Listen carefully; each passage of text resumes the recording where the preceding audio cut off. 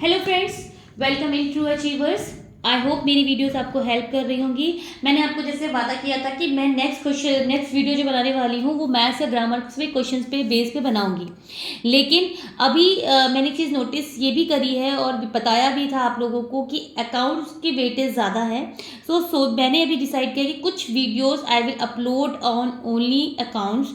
अभी एक दो वीडियो के बाद definitely I will put some video related to grammar and maths questions. ठीक है, मैं आपको इसमें पूरे क्वेश्चंस इसके सॉल्व कराने वाली हूँ। तो गाइस, बिना टाइम वेस्ट किए हुए हम बढ़ते हैं अपने पहले क्वेश्चन पे। So let's start with the question number 1।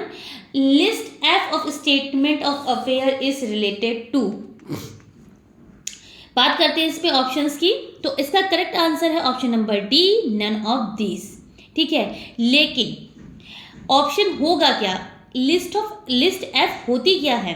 ठीक है, लिस्ट एफ जो होती है उसमें आपके नाम होते हैं, नंबर्स होते हैं, किस किस चीज़ की वैल्यू ऑफ शेयर्स होती है, यानी प्रेफरेंस होल्डर। ठीक है, जो भी आपके प्रेफरेंस शेयर होल्डर हैं, लिस्ट एफ में उनके नेम, उनके नंबर्स ऑफ शेयर और वैल्यू ऑफ शेयर कितनी है, कितने वैल्यू के शेयर उनके पास है, लिस्ट एफ में वो होती है। जो कि हमें इन तीनों ऑप्शन में कोई भी करेक्ट आंसर नहीं है, तो option number D is the correct answer.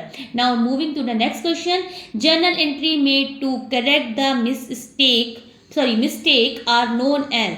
Journal entry मेड to correct the mistake are known as rectifying entry.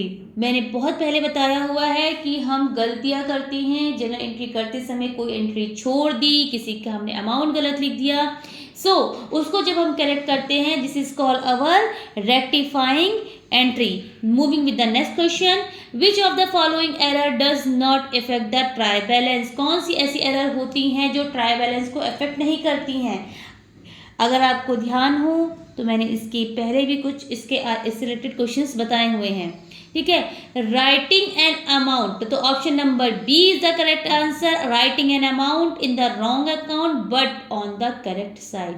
ठीक है, गलत अमाउंट की एंट्री गलत अकाउंट में करना, लेकिन side debit side credit side बिल्कुल सही किया है, तो उस गलती को आप ट्राई बैलेंस में पकड़ नहीं सकते हैं। तो option number B is the correct answer. Moving with the next question. While preparing the statement of affairs book debts are placed under. ठीक है, तो किस में आएंगे बुक डेट्स? आपके लिस्ट एफ में आती है। ठीक है, there are 3 category of book debts: good debts, doubtful debts और बैड डेट्स। ठीक है, 3 कैटेगरी के डेट्स होते हैं। डेट्स यानी कि डेटर्स 3 कैटेगरी के होते हैं। गुड डेटर्स मतलब जो आपका पेमेंट टाइमली पे कर दे रहे हैं। देनदार, जो आपके देनदार है, जो टाइमली पेमेंट कर देते हैं। ठीक है, डाउटफुल डेट्स यानी संदिग्ध ऋण। ठीक है, यानी कि जिनका पेमेंट मिलना हमें मिलेगा भी कि नहीं मिलेगा, कोई it depends on the future. ठीक है, बात करते हैं हम किसकी? बैड डेट्स की। बैड डेट्स वो होते हैं अशुद्ध ऋण। ठीक है, यानी जो हमें मिले ही ना। तो ये चीज हो गई। तो while preparing the statement of affairs of book debts are placed under list F. Which of the following liabilities are not shown in the balance sheet. निम्नलिखित में से कौन सी लायबिलिटी बैलेंस शीट में नहीं दिखाई जाती है? Contingent liability, current, long term, non current. ये करंट, जितने भी करंट लायबिलिटीज होती है हमारे सब बैलेंस शीट में आती है, लेकिन कंटीजेंट लायबिलिटी क्योंकि हमारे बैलेंस शीट में नहीं आएगी, क्योंकि बैलेंस शीट में वही होती है जो मॉनेटरी टर्म्स से रिलेटेड होती हैं। फ्यूचर एक्सपेक्टेड है, मॉनेटरी टर्म्स में है, तो वही चीज़ हमारी एक्सपेक्टेड रहती हैं। ठीक है, अगर कोई फ्यूचर में लायबिलिटी इंक्रीज हो गई, मान लीजिए एम्प्लॉय कंपनसेशन था, उसका कोर्ट में केस चल रहा था, अभी पता नहीं है आपको कि उसका हमें पेमेंट करना है कि नहीं करना है, लेकिन कोर्ट ने डिसीजन दिया, मान लीजिए इस फाइनेंशियल ईयर में तो वो नहीं थी कोई लायबिलिटी, लेकिन नेक्स्ट फाइनेंशियल ईयर में क्या हो गया, कोर्ट ने जजमेंट दे दिया कि नहीं, उनका पेमेंट करा जाएगा, तो वो लायबिलिटी क्या बन गई आपकी? कंटीजेंट लायबिलिटी क्या बन गई? लायबिलिटी में कन्वर्ट हो गई। So moving with the next question. Balance sheet discloses.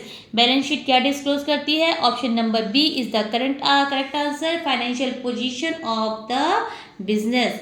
Financial position of the business क्या करती है? मैंने आपको बताया था balance sheet is the mirror of a business. कोई भी बिजनेस होगा उसका क्या है? आईना है। It will show the value of the business, correct value, stability कितनी है, कैपेबिलिटी ऑफ बिजनेस कितनी है, ठीक है, बिजनेस की क्या परफॉर्मेंस है, वो किस पे शो होता है? हमारा बैलेंस शीट से।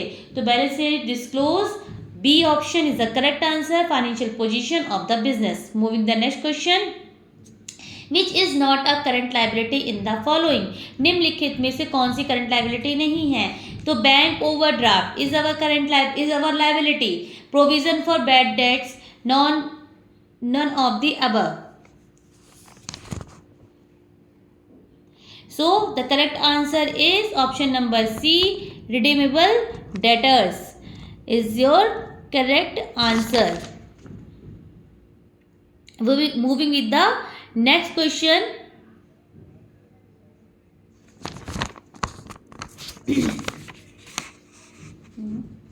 Under which heading of the balance sheet general reserve is shown?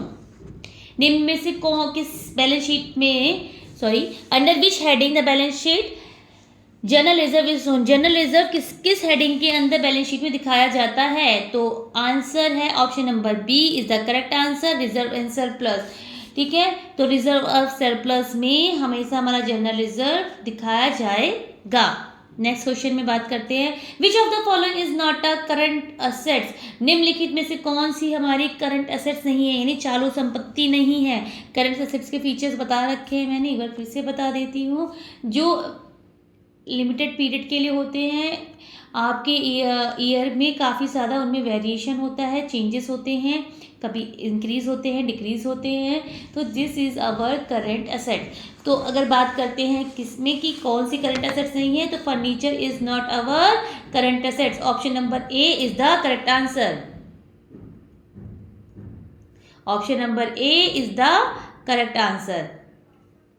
Moving the next question, which of the following would result from a decrease in the provision of bad and doubtful debt?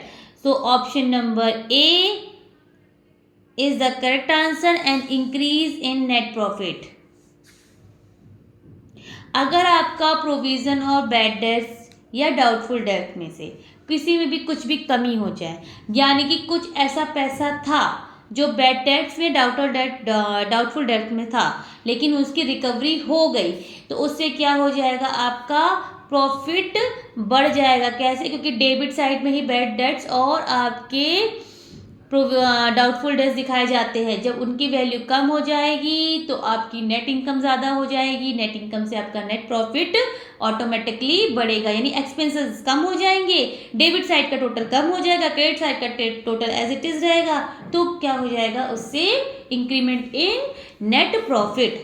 आगे बढ़ते हैं next question पे, capital expenditure provides long term benefit. मैंने आपको कल ही बताया था कि जो एक्सपेंडिचर किसी भी असेट्स पे खर्च करने से उसकी वर्क लाइफ बढ़ जाए, उसकी कैपेसिटी बढ़ जाए, ठीक है, तो वो एक्सपेंडिचर क्या होता है? लॉन्ग टर्म आपका हो जाएगा, कैपिटल एक्सपेंडिचर हो जाएगा, और वो आपको क्या देगा?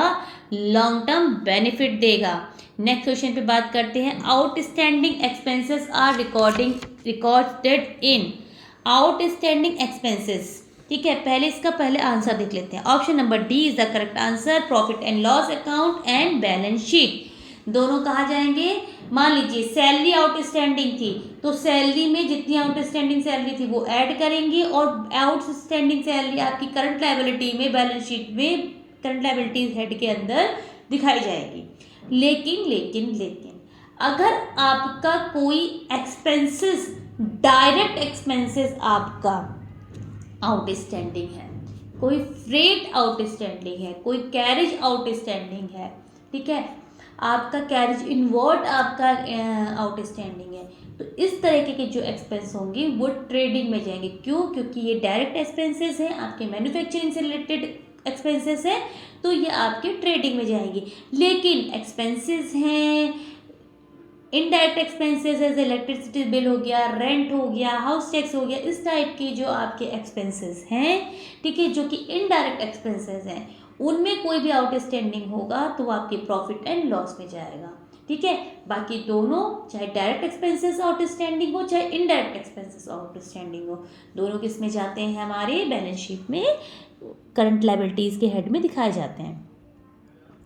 Is created for unknown liability, unknown liability के लिए क्या बनाया जाता है, तो option number C is a reserve. Reserve हमेशा ऐसे इसलिए बनाया जाता है कि फ्यूचर में कोई ऐसा एक्सपेंसेस है जो होने वाला है, कोई ऐसी लायबिलिटी जो बन सकती है, उसके लिए हम करते हैं रिजर्व।